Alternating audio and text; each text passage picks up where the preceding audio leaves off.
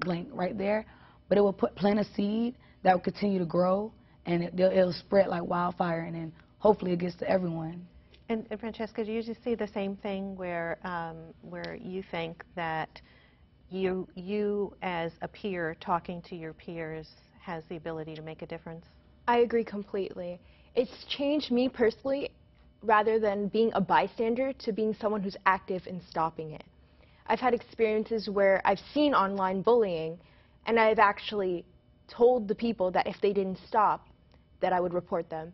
And you know, some kids who haven't quite grasped the concept yet might think of me, oh, she's mean or she's a tattletale. But the truth is, the aftermath of what might happen after, or what that it's doing to that poor kid, that it's unexplainable, and it can detriment them for the rest of their lives. And I don't want that happening. I do not want that being on my conscience.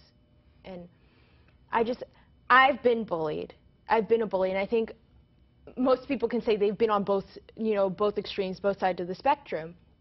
So the thing is that we have to stop ourselves, catch ourselves when we're saying something negative, because if we feel that it's negative, then it's definitely negatively impacting the other person. And I think, Serena, you were alluding to something too, which is, if someone says something to you that's inappropriate or hurtful, you need to speak up and say, you may not realize it, but what you just said was offensive. Mm-hmm. That hurt my feelings.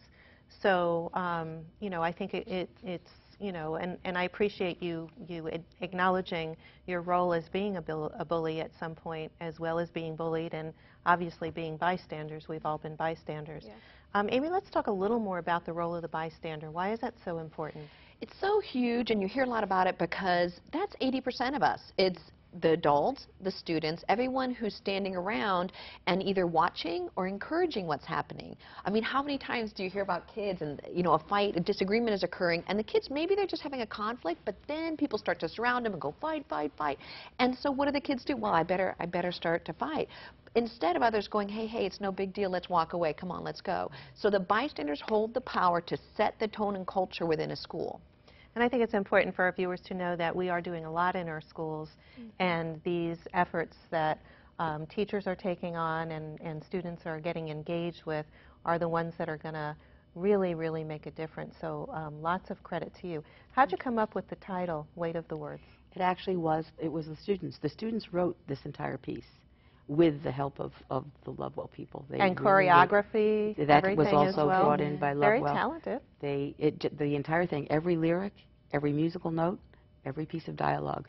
And how many students were actually involved? 30. 30 students created this that's going to have hopefully a great impact, and not only in our county. Yes. Okay. Amy, for parents, if they believe that their child might be experiencing the effects of bullying, what should they do? I think the most important thing is, first they're going to come to you and tell you, or you're going to suspect something's going on, seeing a torn shirt, something like that. Gather information. Find out what's going on.